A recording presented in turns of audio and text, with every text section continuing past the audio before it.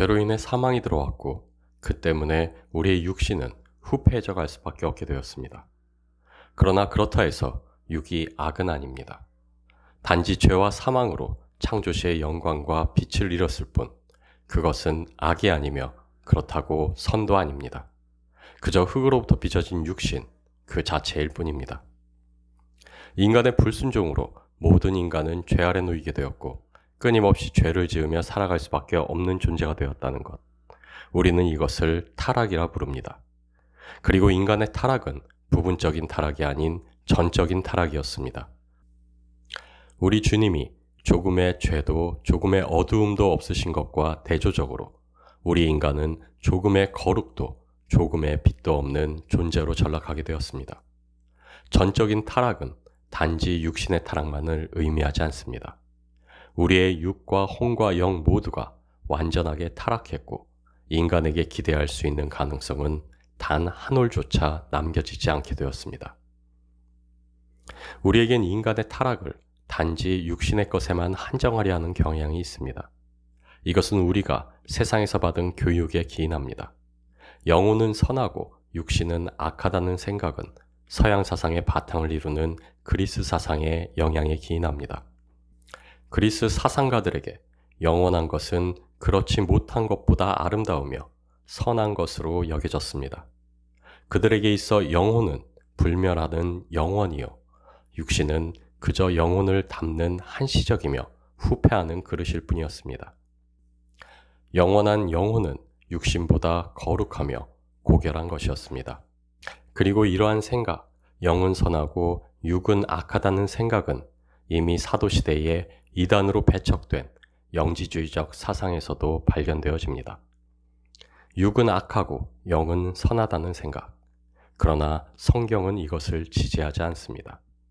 창세기 2장 7절 말씀입니다.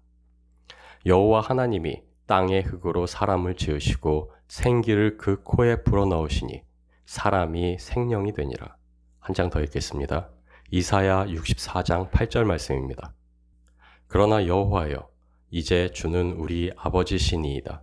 우리는 진흙이요 주는 토기장이시니 우리는 다 주의 손으로 지으신 것이니이다. 흙으로 빚으시고 그 코에 생기를 불어넣으사 생령이 되게 하신 하나님의 인간 창조. 하나님이 코에 불어넣으신 생기로 인해 우리는 물질로 이루어진 육신보다 하나님의 생기에 가까운 것으로 여겨지는 영혼이 더 거룩하며 우월하다 무의식적으로 생각하는 실수를 합니다. 그러나 우리가 놓치지 말아야만 하는 것은 우리의 육신은 하나님의 거룩한 손길로 빚어졌다는 사실입니다. 말씀으로 창조하신 세상의 다른 것들과는 다르게 인간은 하나님께서 손수 흙으로 빚으셨습니다.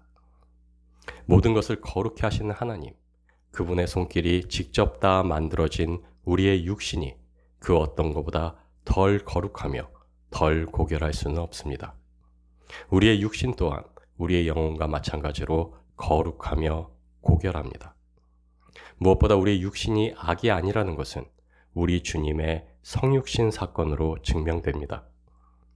영이신 하나님께서 우리를 구원하시기 위해 기꺼이 인간의 육신을 입고 이 땅에 오셨습니다. 만일 영혼만이 선이요 우리의 육신은 악한 것이었다면 흠없고 거룩한 하나님이 육으로 화하여 이 땅에 오신 사건은 있을 수 없었을 것입니다. 영과 혼과 몸 혹은 영혼과 몸의 구분은 우리의 신앙과 인간을 이해하기 위해 필요합니다. 그러나 실제적으로 우리 자신은 이 구분처럼 나뉘어질 수 있는 것이 아닙니다. 우리의 영과 혼과 몸은 나뉘지 않는 하나입니다. 우리가 이성과 감성을 구분하되 그 둘을 구분한다 해서 나를 둘로 구분하지 않는 것처럼 영혼 몸 또한 우리 자신의 인격 안에서 온전히 하나입니다. 이성이 우리 감정에 영향을 주고 감정이 이성에게 영향을 줄 수밖에 없듯 우리의 육은 영혼에 영향을 주며 우리의 영혼 또한 우리의 육에 영향을 끼칩니다. 마치 우리의 지체가 머리에 연결되어 유기적으로 상호작용하는 것처럼 영혼과 육신은 서로 긴밀하고 유기적으로 영향을 주고받습니다.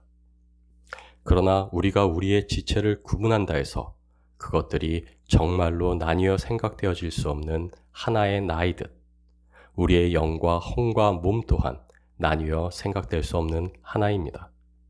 우리의 육과 혼과 영은 온전히 하나이며 창조된 인간은 모든 부분에 있어 그 자체로 온전하며 거룩하며 고결했습니다. 그러나 인간의 불순종으로 인해 인간의 모든 부분, 육과 혼과 영은 죄로 파괴되었고 인간은 그 자체로 죽음이 되었습니다. 성경이 말하는, 특별히 사도 바울이 말하는 영과 육의 삶에 대한 구분은 우리의 영혼과 육신을 지칭하는 것이 아닙니다. 그것은 오히려 우리의 삶의 중심에 관한 문제입니다. 우리가 누구 안에 거하며 누구와 함께 누구를 쫓는가의 문제입니다. 내가 주인 되어 죄의 종으로 살고 있다면 그것은 육의 인생입니다.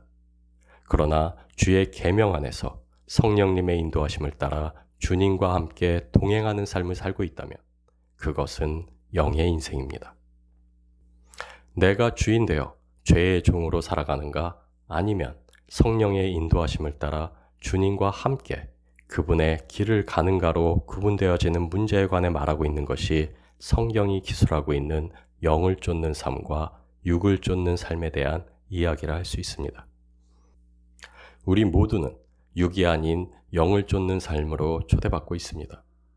우리는 더 이상 죄에 져서 죄 가운데 멸망하는 인생들이 아닙니다.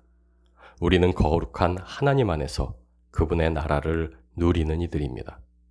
더 이상 죄 아래 놓인 인생들이 아닌 하나님의 법 안에서 그분과 동행하는 인생이 바로 우리이며 그래서 우리의 삶은 거룩한 하나님 안에서 오직 영적입니다. 고린도전서 13장 9절에서 12절 말씀입니다. 우리가 부분적으로 알고 부분적으로 예언하니 온전한 것이 올 때에는 부분적으로 하던 것이 패하리라. 내가 어렸을 때에는 말하는 것이 어린아이와 같고 깨닫는 것도 어린아이와 같다가 장성한 사람이 되어서는 어린아이의 일을 버렸노라.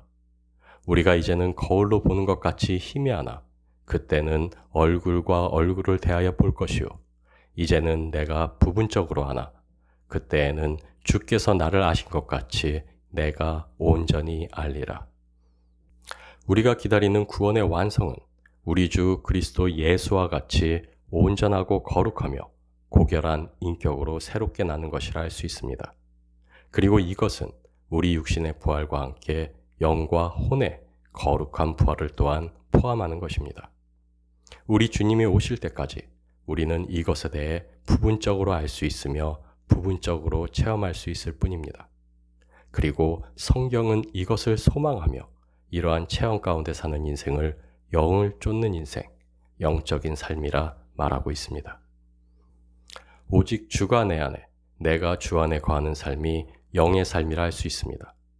타락하고 후패한 나의 육신과 영과 혼을 의지치 않으며 쫓지 않는 삶이요. 오직 우리 주님의 주님 되심을 인정하며 주를 쫓고 주와 동행하는 삶, 성령의 인도를 받는 삶, 오직 계명에 순종하여 그 계명의 길 위에 서서 걷는 삶, 바로 이것이 성경이 말하는 영의 삶입니다. 마태복음 23장 17절에서 19절 말씀입니다. 우맹이요 소경들이여 어느 것이 크뇨 그 금이냐 금을 거룩하게 하는 성전이냐 너희가 또 이르되 누구든지 제단으로 맹세하면 아무 일 없거니와 그 위에 있는 예물로 맹세하면 지킬지라 하는도다. 소경들이여 어느 것이 크뇨 그 예물이냐 예물을 거룩하게 하는 제단이냐. 우리를 거룩하게 하시는 분은 오직 우리 주 여호와 하나님이십니다. 우리는 그분 안에 거할 때 거룩하며 우리의 행위 또한 그분 안에서 행할 때 의롭고 완전합니다. 우리가 하나님을 위해 무엇을 하느냐보다 중요한 것은 우리가 무언가를 행할 때 하나님 안에서 행하고 있는가라 할 수 있습니다. 우리는 하나님을 위해서란 명목 아래, 하나님의 영광을 위해서란 명분 아래 우리의 행위에 참됨과 거룩함을 내세우며 그 일에 의로움을 드러내고자 합니다. 그러나 우리가 드리는 금이 거룩한 것이 아닙니다. 하나님이 임재해 계신 성전이 그 금을 거룩해 합니다. 우리가 드리는 예물이 거룩한 것이 아닙니다. 하나님이 임재에 거룩해 하신 제단이 그 예물을 거룩해 합니다. 마찬가지로 우리의 행위 자체가 거룩한 것이 될 수는 없습니다. 그것이 어떤 선한 의미와 뜻으로 행해진다 해도 서로 오직 하나님께만 유익이 되는 일이라 할지라도 그 선한 뜻이 하나님께로의 유익이 그 행위를 거룩하게 할 수는 없습니다. 거룩해 하시는 이는 오직 하나님 한 분이십니다. 우리의 행위가 하나님 앞에서 참으로 의로 거룩함으로 인정될 때는 오직 그 행위가 하나님 안에서 행해졌을 때입니다. 다시 말해 주의 말씀의 법 안에서 행해질 때, 즉 오직 주의 사랑으로 사랑하란 계명의 순종 안에서 이루어질 때 우리의 행위는 하나님께 의로 연락되게 됩니다. 산을 옮기는 놀라운 능력의 역사보다 그리스도 안에서 그리스도의 이름으로 행하는 소자에게 물 한 잔 대접하는 것이 오히려 하나님 앞에서 상급이 있는 이유가 여기에 있다 할 수 있습니다. 하나님을 위해서, 하나님의 나라를 위해서라는 명분과 의미가 우리를 거룩함으로 이끄는 것이 아닙니다. 일의 목적이 선하다 해서 하나님 앞에서 그 일이 선하거나 거룩하게 되진 않습니다. 오직 주 안에 이것만이 거룩해 합니다. 신명기 28장 1절 말씀입니다.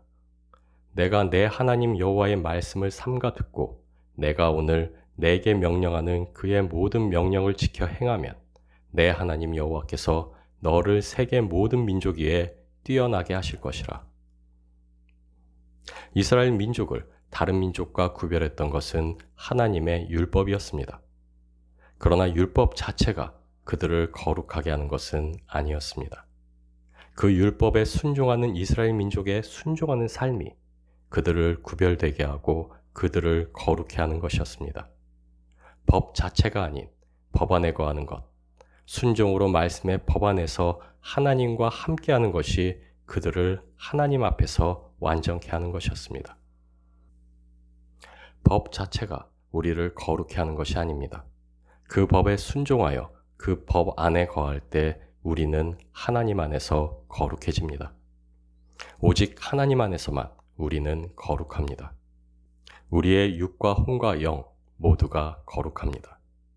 반면에 하나님을 떠나 하나님 없이 우리는 완전한 타락 가운데 거하게 되며 그것은 조금의 선한도 없는 육과 혼과 영의 완전한 타락입니다. 오직 계명에 순종할 때 우리의 영은, 혼은, 육은 하나님 안에서 거룩하며 의와 진리로 행하게 됩니다. 오직 하나님 안에서 하나님과 함께 행해지는 우리의 행위만이 거룩하다 여김받으며 진리 안에서 참으로 인정됩니다. 요한복음 15장 3절에서 7절 말씀입니다. 내 안에 거하라. 나도 너희 안에 거하리라. 가지가 포도나무에 붙어 있지 아니하면 스스로 열매를 맺을 수 없음같이 너희도 내 안에 있지 아니하면 그러하리라. 나는 포도나무요 너희는 가지라. 그가 내 안에 내가 그 안에 거하면 사람이 열매를 많이 맺나니 나를 떠나서는 너희가 아무것도 할 수 없음이라. 사람이 내 안에 거하지 아니하면 가지처럼 밖에 버려져 마르나니 사람들이 그것을 모아다가 불에 던져 사르느니라. 너희가 내 안에 거하고 내 말이 너희 안에 거하면 무엇이든지 원하는 대로 구하라. 그리하면 이루리라. 순종하여 말씀의 법 안에 거할 때 우리를 거룩하게 구별하시는 하나님의 은혜로 인해 우리는 거룩하게 됩니다. 말씀의 법 안에 거한다는 것은 곧 말씀이 육신되어 오신 우리 주님 안에 거한다는 것을 의미하기 때문입니다. 하나님이 제사보다 순종을 더 가치 있게 여기시는 이유가 또한 여기에 있다고 할 수 있습니다. 우리는 말씀의 법에 순종할 때 온전히 하나님의 임재 가운데 거하며 우리를 거룩해 구별하시는 하나님 안에서 그분의 거룩함에 참여하고 그 완전함을 나눌 수 있게 됩니다. 그리고 이때 행하는 우리의 모든 행위는 우리 주님 안에서 참이요 의가 됩니다. 하나님이 우리에게 주신 계명은 하나님 자신을 위해서 하나님 나라의 유익을 위해서 주어진 것이 아닙니다. 우리에게 주신 하나님의 계명의 가장 크고 주된 목적은 바로 우리 자신들의 유익에 있습니다. 하나님이 행하신 우리를 향한 모든 일과 우리를 향한 모든 법과 요구들, 그것은 오직 우리의 유익을 위해서입니다. 왜냐하면 우리 주님은 사랑이시기 때문입니다. 우리를 향한 그분의 모든 일들은 사랑이기 때문입니다. 그리고 사랑은 자기의 유익을 구하지 않기 때문입니다. 오직 계명에 순종하십시오. 오직 계명 가운데 사십시오. 오직 주님의 사랑으로 사랑하십시오. 그 안에서 기뻐하며 기도하며 감사하십시오. 그래서 그 안에서 행하는 모든 삶의 순간이 하나님 앞에서 참으로 의로 올려지게 하십시오.